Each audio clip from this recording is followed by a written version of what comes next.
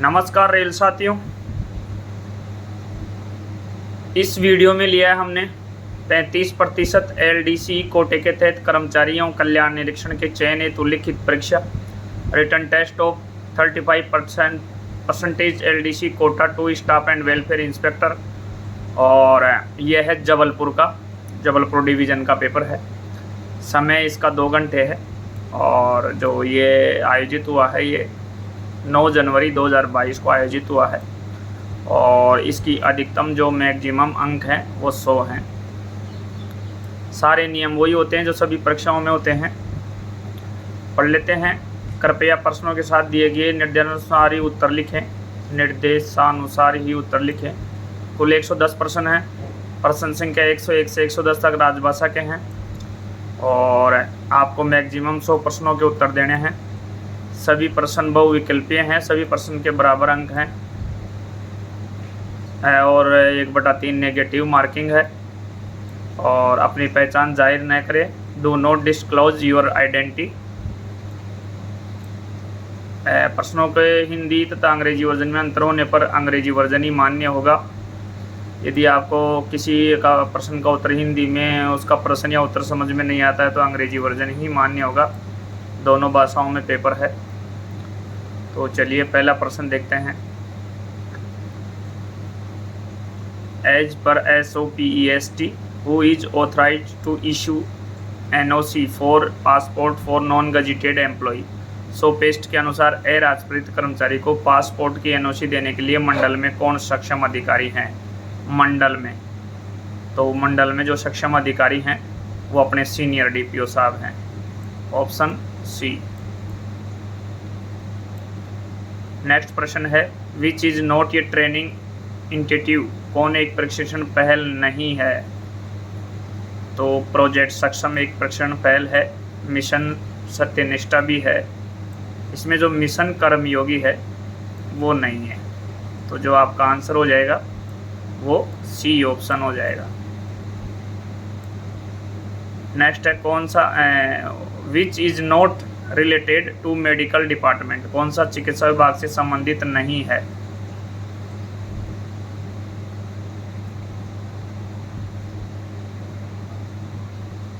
तो यहाँ जो है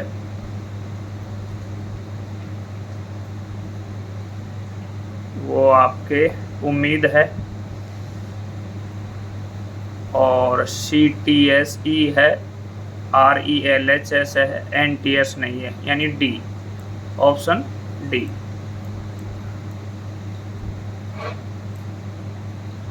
प्रश्न संख्या जो 4 है एक्सपेंड RRSK यानी RRSK का विस्तार करें हैं।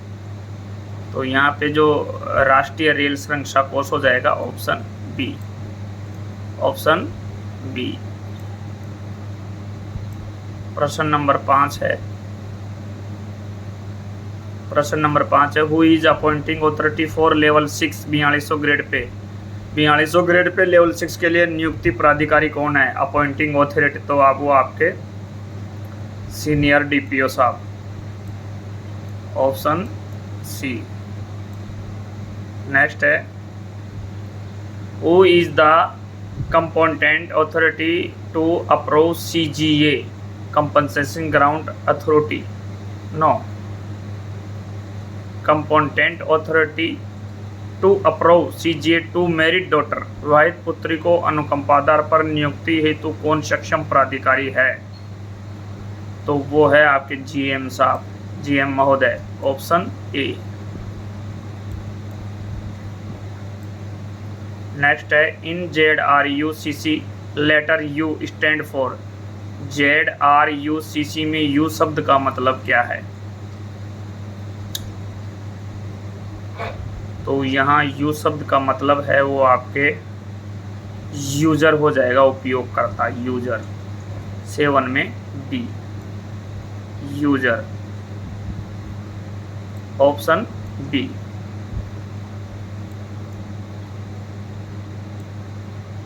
नेक्स्ट है साथियों roster for reservation in recruitment for person with benchmark disabilities has how many points। यानी विकलांगता आरक्षण हेतु रोस्टर कितने पॉइंट का बनाया जाता है? विकलांगता हेतु आरक्षण हेतु रोस्टर कितने पॉइंट का बनाया जाता है? तो वो बनाया जाता है आपके 100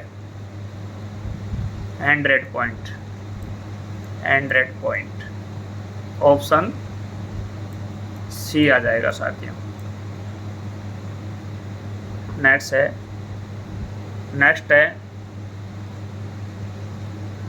cat were formed under administrative tribunal act passed on. CAT का गठन प्रशासनिक न्यायाधिकरण अधिनियम के तहत कब किया गया था? तो ये 1 नवंबर 1985 को किया गया था। Option B.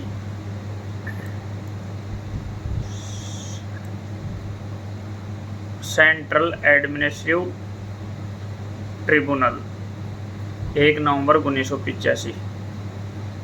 जो कर्मचारियों के मुद्दे हैं उनको बहुत तीव्र गति से सुलझाना, फास्ट गति से सुलझाना इसका मकसद था।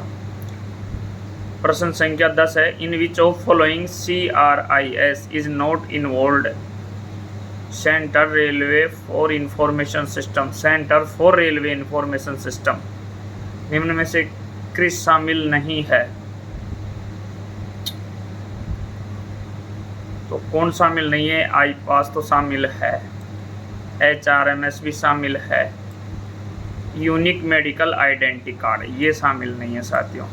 Human resource management system IPAS, उम्मीद यूनिक मेडिकल आइडेंटिटी कार्ड, हाँ ये ऑप्शन सी हो जाएगा। उम्मीद इसमें शामिल नहीं है क्योंकि ये मेडिकल से आ जाता है। और क्रिस, IPAS और HRMS एक category. Your answer is option C. Correct answer C, unique medical identity card, option C. Next है what is the compensation amount given to land loser affected by land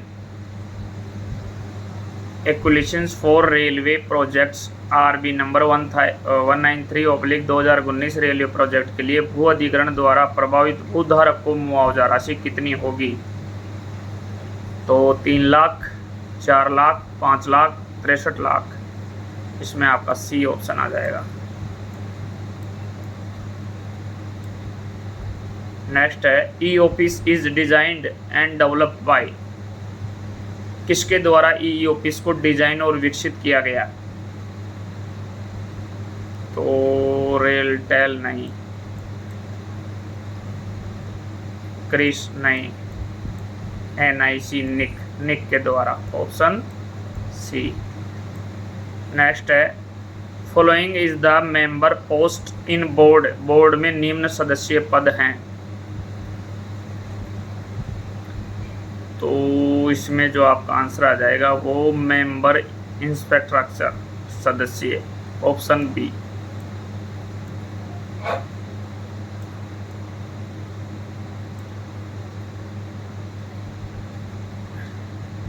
what is the maximum number of privilege pass given to an officer. अधिकारी वर्ग को 1 वर्ष में देय सुविधा पास की अधिकतम संख्या क्या है? तो अधिकारी को 1 वर्ष में 6 फुल सेट पास मिलते हैं और 4 सेट PTO के मिलते हैं अधिकारी वर्ग को। और आपके ग्रुप C और D कर्मचारी को 5 साल तक 1 सेट प्रति ईयर और 5 साल की सेवा के बाद 3 सेट पर ईयर पास मिलते हैं।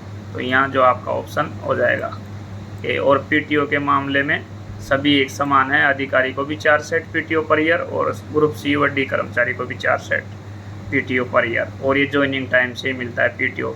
और इनकी वैलिडिटी होती है जो 5 महीने की होती है, वैधता जो होती है 5 महीने की होती है। नेक्स्ट है in case of newly recruited group C staff very entitle training is prescribed when will the probation period start. यानी इनका जो प्रोबेशन पीरियड स्टार्ट होता है वो कब होता है? तो वो होता है आपकी जब ट्रेनिंग चल रही होती है वो सफल हो जाए उसके बाद प्रोबेशन पीरियड शुरू होता है। तो क्या क्या ऑप्शन है देख लेते हैं। Date of reporting to railway में रिपोर्ट करने की तिथि नहीं। Date of reporting to training, परीक्षण को रिपोर्ट करने की तिथि नहीं। After successful completion of training, परीक्षण के सफल समापन के बाद। हाँ, जब आपका ट्रेनिंग पीरियड कंप्लीट हो जाता है उसके बाद आपका प्रोबेशन पीरियड चालू होता है जो कि 2 साल का होता है, जो कि 2 साल का होता है। तो यहाँ आपका जो ऑप्शन आएगा वो सी आएगा साथियों, सी ऑप्शन आएगा। प्रश्न संख्या है 16।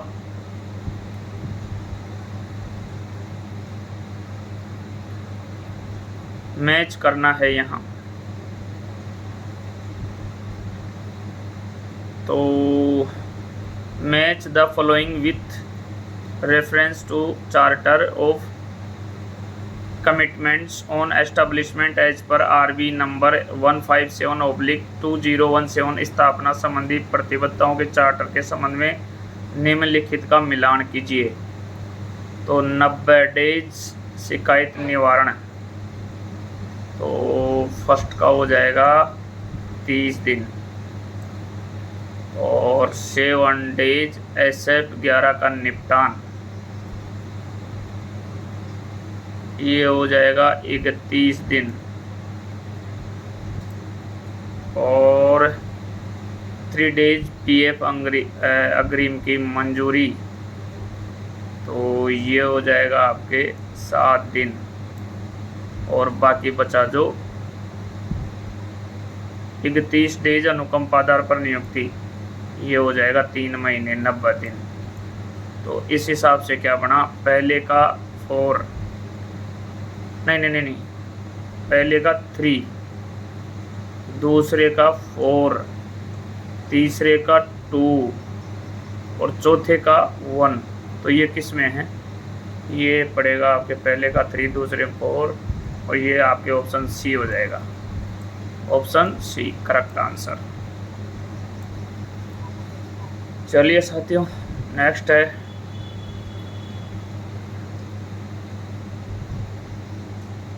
CCL चाइल्ड केयर लीव, जो कि आपको 730 दिन की मिलती है। चाइल्ड केयर लीव 730 दिन की मिलती है। कितने दिन की मिलती है, 730 दिन की मिलती है। CCL में not be guaranteed for period less than, से कम अवधि के लिए CCL प्रदान नहीं की जाती। तो ये आप वर्ष में 3 बार ले सकते हैं, वर्ष में 3 बार ले सकते हैं, और कम से कम 5 दिन से नीचे की नहीं मिलती। तो आपका जो 17 में ए हो जाएगा, 17 में आपका आंसर ए हो जाएगा।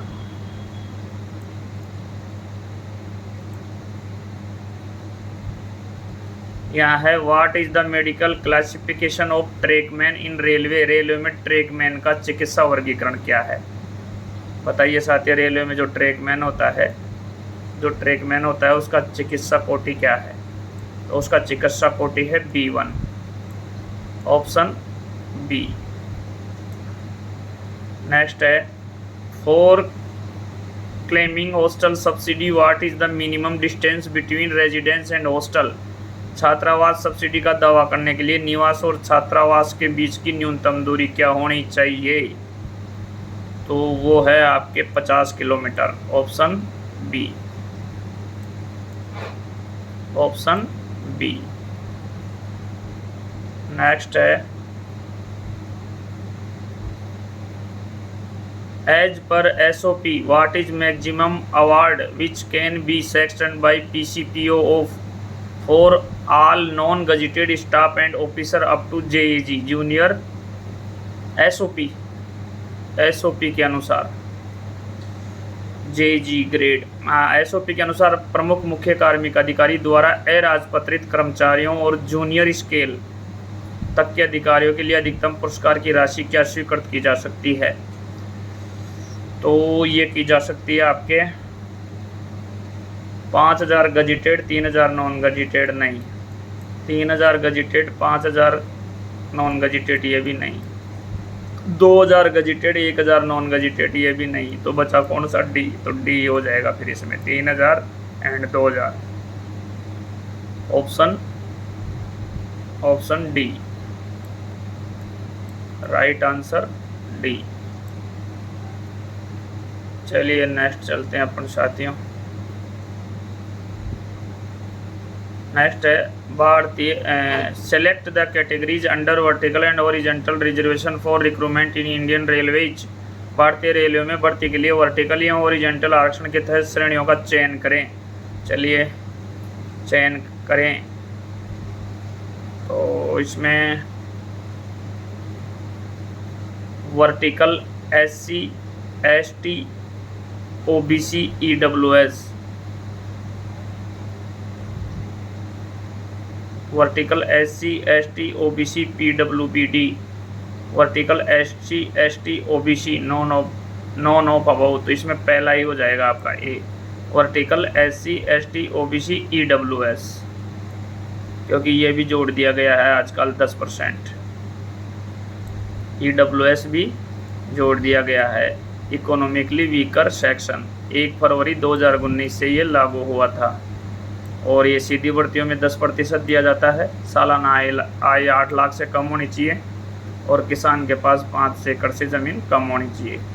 तो ये भी तो EWS है, तो ऑप्शन आपका ए हो जाएगा, करेक्ट आंसर ए।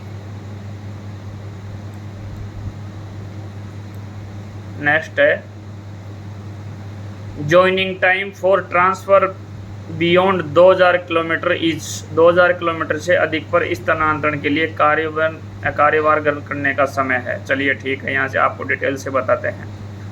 यदि प्रशासनिक आधार पर आपका ट्रांसफ़र होता है तो ज्वाइनिंग टाइम आपको दिया जाता है। तो अगर 1000 किलोमीटर तक की दूरी है तो आपको 12 दिन का समय दिया जाएगा, 12 डेज का समय दिया जाएगा। ठीक है साथियों। और यदि यही दूरी 1000 किलोमीटर से 2000 के बीच है, सॉरी यहाँ 10 दिन दिया जाएगा आपको, सॉरी 10 दिन दिया जाएगा, 10 दिन। अगर 2000 किलोमीटर तक है तो फिर आपको दिया जाएगा 12 दिन, फिर दिया जाएगा आपको 12 दिन, 12 डेज। और यदि ये 2000 से ऊपर है तो आपको दिया जाएगा 15 दिन का समय। यदि प्रशासनिक आधार पर ट्रांसफ़र होता है आपका तो आपको ज्वाइनिंग टाइम दिया जाएगा। अगर 1000 किलोमीटर तक की दूरी है तो 10 दिन का समय दिया जाएगा। 1000 से 2000 के बीच की दूरी है तो 12 दिन का समय दिया जाएगा। और 2000 से ऊपर की दूरी है तो 15 दिन का समय दिया जाएगा। लेकिन यहाँ ध्यान रखने वाली बात है, यदि 2000 से किलोमीटर से ऊपर की दूरी है और आप बाई एरोप्लेन जाते हैं, आप हवाई जहाज़ से यात्रा करते हैं, एरोप्लेन से आप जाते हैं, तो आपको 12 दिन का समय दिया जाएगा। एरोप्लेन से जाते हैं तो 12 दिन का समय दिया जाएगा, लेकिन शर्त यह है कि दूरी 2000 किलोमीटर से ऊपर होनी चाहिए। लेकिन यहाँ क्या पूछा है देख लेते हैं। यहाँ पूछा है joining time for transfer beyond 2000 kilometre is. 2000 kilometre से अधिक पर स्थानांतरण के लिए कार्यभार ग्रहण करने का समय है, तो वो आपका आंसर सी हो जाएगा। अगर यहाँ हवाई जहाज से पूछ लेता तो 12 दिन हो जाते। चलिए नेक्स्ट है 23 number. In CPGRAMS letter P stand for. CPGRAM में पी का मतलब क्या है? तो यहाँ पी का मतलब है पब्लिक, लोक, जन, ऑप्शन ए। किस प्लान हेड का संबंध प्रशिक्षण से है? तो यहाँ PH 65 आएगा। ट्रेनिंग का जो संबंध होता है वो PH 65 से होता है, PH 65 से होता है। आपका ऑप्शन सी हो जाएगा।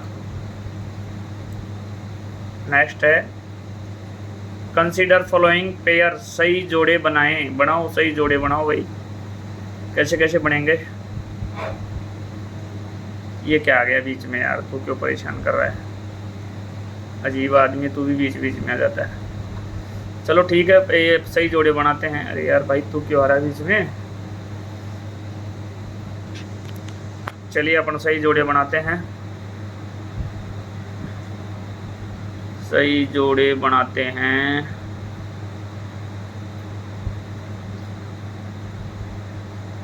सही जोड़े बनाएं।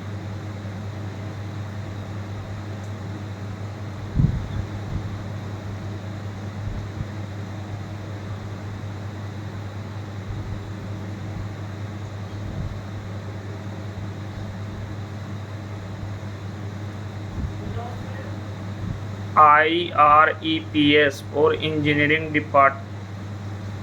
डिपार्टमेंट इंजीनियरिंग विभाग के लिए 9।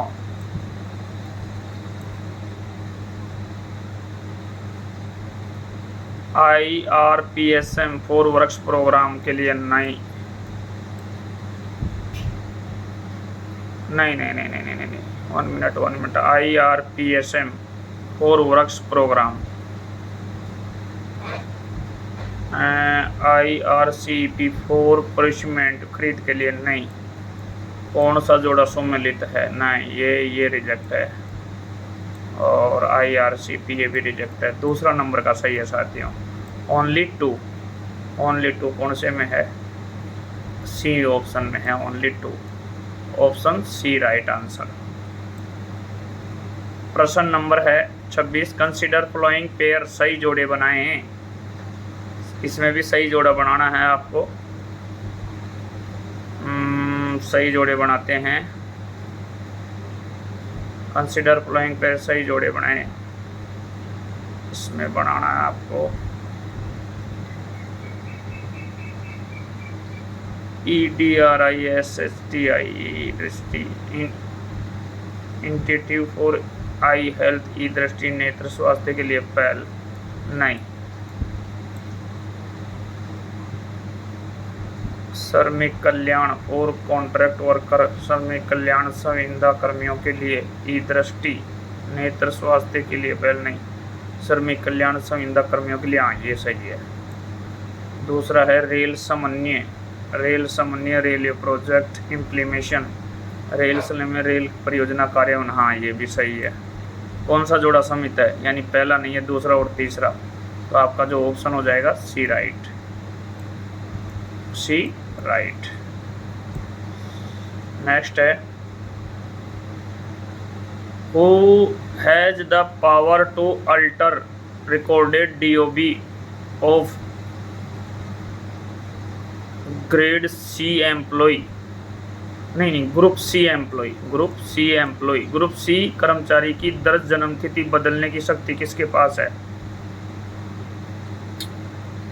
तो वो है अपने PCPO के पास, प्रिंसिपल चीफ पर्सनल ऑफिसर, प्रमुख मुख्य कार्मिक अधिकारी D। जन्मतिथि बदलने की शक्ति PCPO के साथ है, PCPO के पास है। नेक्स्ट है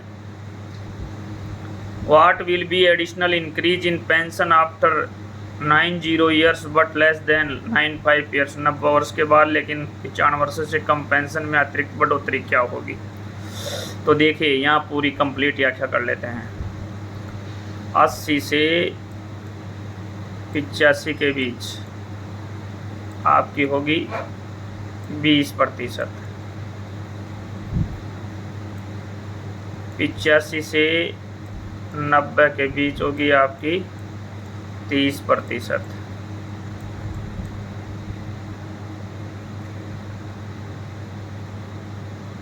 30%, और 90 से 95 के बीच होगी आपकी 90 से 95 के बीच होगी आपकी 40%, 40%। तो पहले तो आंसर टिका देते हैं 40%, जो कि ऑप्शन सी में है। फिर इसके आगे की बात करते हैं। यदि 95 से 100 तक है, 95 से 100 तक है तो ये हो जाएगी आपकी 50%, 50% हो जाएगी।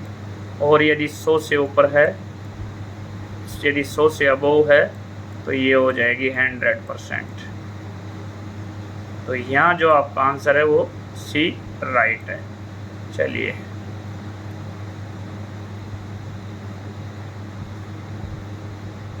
Compensation allowance can not be given more than, अनुकंपा भत्ता से अधिक नहीं दिया जा सकता।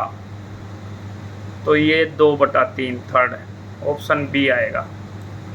2/3 थर्ड पेंशन ग्रेजुटी का 2/3 थर्ड, ये ऑप्शन बी।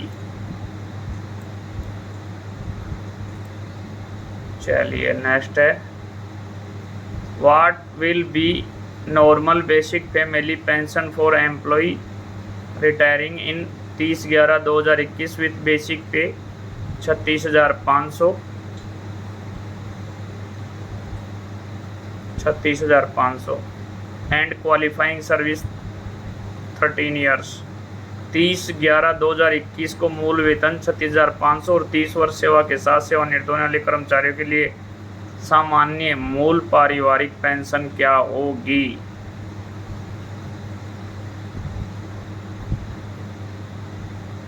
तीस 30/11/2021 को मूल वेतन 36,500 और 30 वर्ष सेवा के साथ सेवानिवृत्त होने वाले कर्मचारियों के लिए सामान्य मूल पारिवारिक पेंशन क्या होगी?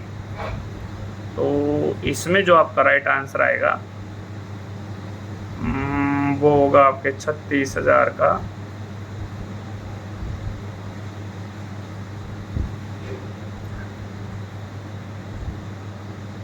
पारिवारिक मूल पेंशन।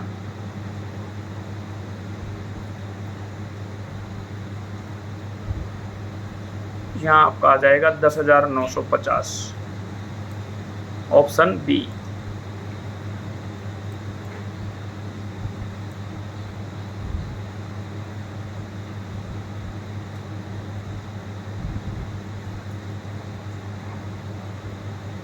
नेक्स्ट है what will be retirement gratuity for employee retiring on 30/11/2021 with basic pay 36,500 and qualifying service 3 years with current DA rates of 31%। मूल वेतन 36,500 और 30 वर्ष की आरक्षित सेवा के साथ 30/11/2021 को सेवानिवृत्त होने वाले कर्मचारियों के लिए 31% वर्तमान महंगाई भत्ते की दर से सेवानिवृत्ति ग्रेजुएटी क्या होगी? तो ये आपके निकाल लीजिएगा। इसमें ऑप्शन आ जाएगा 7,17,225। कैलकुलेट करने पर यह आएगा 7,17,225। नेक्स्ट प्रश्न है central government contribution in NPS tier first account is increase to NPS tier first खाते में केंद्र सरकार का योगदान बढ़ा दिया गया है। कितना बढ़ाया है?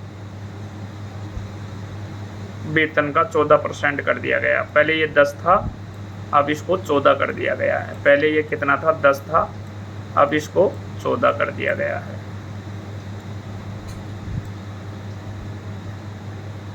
NPS स्टैंड फॉर, NPS का मतलब क्या है? तो NPS का मतलब है नेशनल पेंशन सिस्टम। पहले न्यू पेंशन सिस्टम था, पहले ये न्यू पेंशन सिस्टम था, अब इसको नेशनल पेंशन सिस्टम कर दिया गया है। तो option D, right answer option D. चलिए साथियों 34 में आ जाते हैं। PREM meeting frequency in division is how many in year. मंडल में एक वर्ष में प्रेम बैठक कितनी बार होती है? तो ये प्रेम की बैठक हर तीसरे महीने में एक बार होती है, तो तीसरे महीने में एक बार होगी, तो साल में 4 बार। Option B. नेक्स्ट प्रश्न है per capita contribution to the staff benefit fund as per MC number 4 updated सितंबर 2019 सितंबर 2019 में अतन MC नंबर 4 के अनुसार स्टाफ बेनिफिट फंड में प्रति व्यक्ति योगदान कितना है? तो ये हो गया साथियों, पहले 500 रुपये था, अब ये 800 रुपये हो गया। Option D. पहले ये 500 रुपये था, अब 800 हो गया। नेक्स्ट है व्हाट इज नॉट ये ग्रीवेंसी रेजिडेंशियल रेडरेसल पोर्टल। निम्न में से कौन सा शिकायत निवारण पोर्टल नहीं है?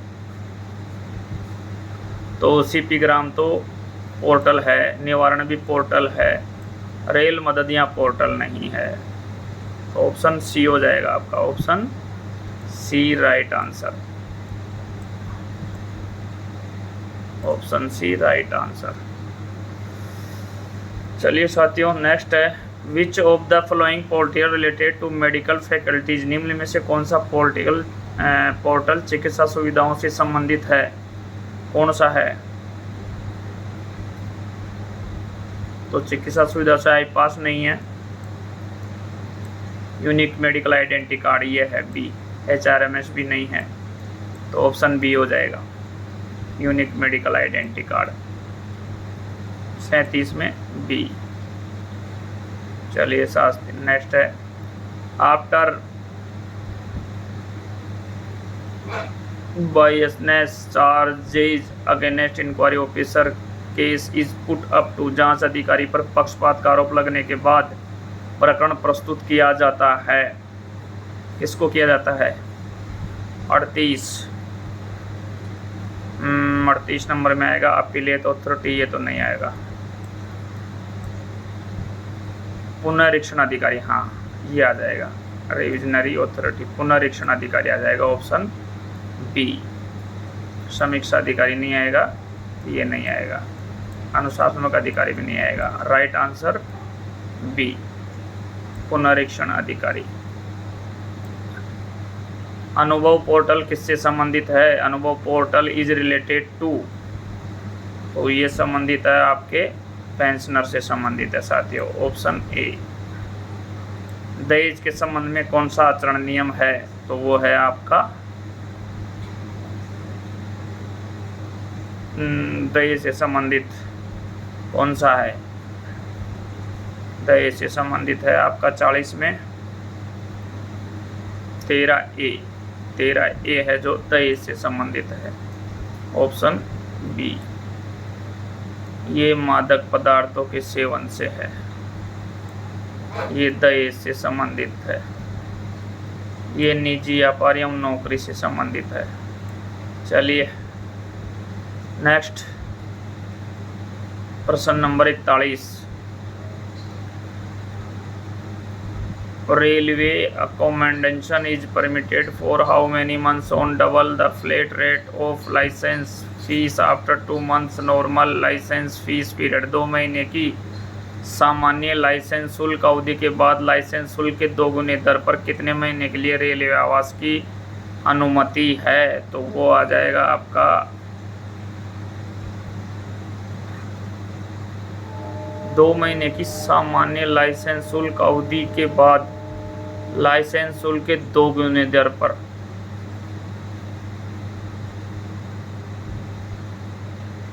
दो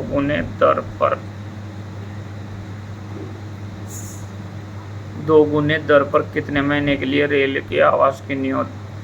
तो ये ऑप्शन बी आ जाएगा आपका 6 month. 6 month option B. After failing in trade test when can an employee appear for trade test again. व्यावसायिक परीक्षा ट्रेड टेस्ट में असफल होने पर पुनः कब परीक्षा में बैठ सकता है? अगर एक बार व्यावसायिक परीक्षा ट्रेड टेस्ट में असफल हो गया तो पुनः कब बैठ सकता है वो? तो वो पुनः बैठ सकता है 6 महीने पश्चात, ऑप्शन ए।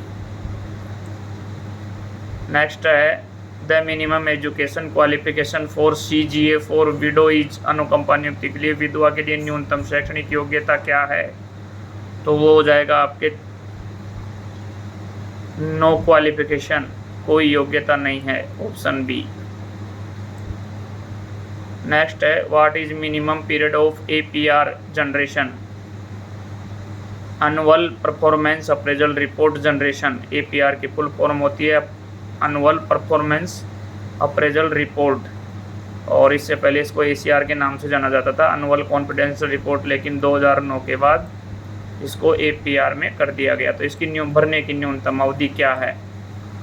तो इसको भरने की न्यूनतम अवधि है 3 महीने। न्यूनतम अवधि 3 महीने, 90 दिन। आप 90 दिन कह लो या 3 महीने कह लो, एक ही बात है, ऑप्शन बी। प्रश्न नंबर 45 है chief commissioner of railway safety CCRS is entitled for which pass. Rail सुरक्षा के मुख्य आयुक्त CCRS किस पास के हकदार हैं?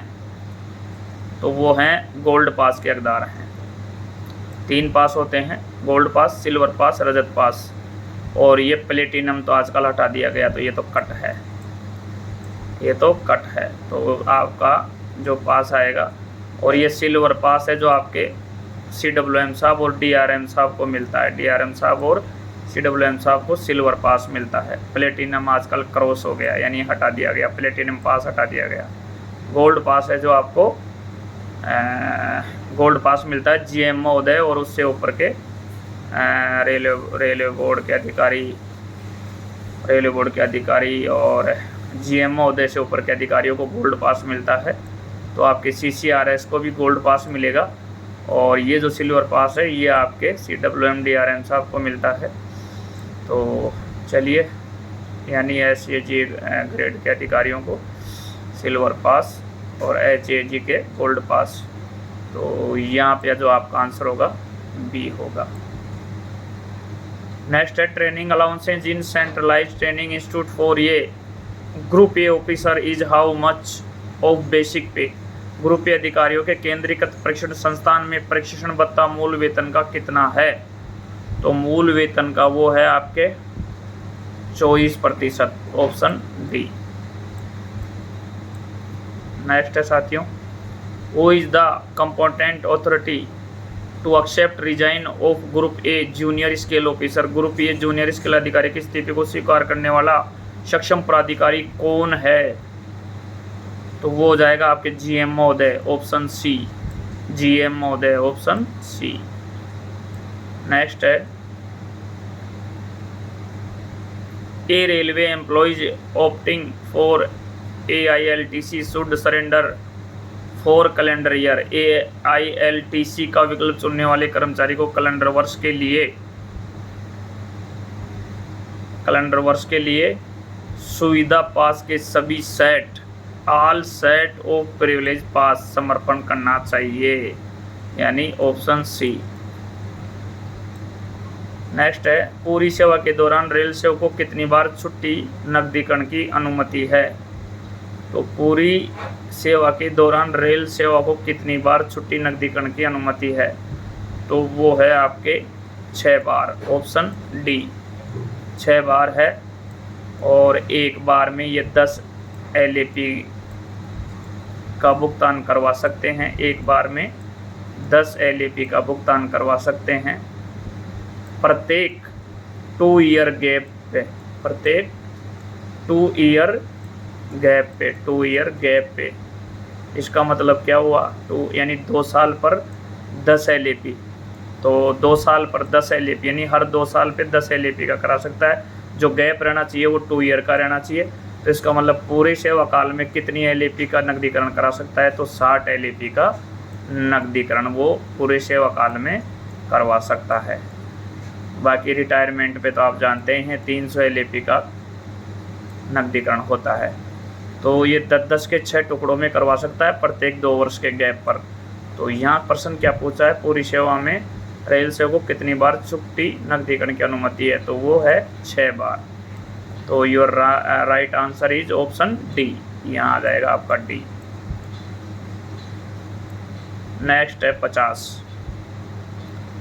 एक्सपेंड WRIIL रील का विस्तार करें। क्या है रील का विस्तार? रील का विस्तार होगा work related illness and injury leave, option C. ये हो जाएगा आपका work related illness and injury leave, काम से संबंधित बीमारी और चोट की छुट्टी, ऑप्शन सी। तो ये ऑप्शन सी। तो इस साथियों इस वीडियो में इतना ही 50% तक, और नेक्स्ट पार्ट में लेंगे हम 51 से। तब तक के लिए दीजिए आज्ञा। नमस्कार। Thank you very much. Thanks for watching this video.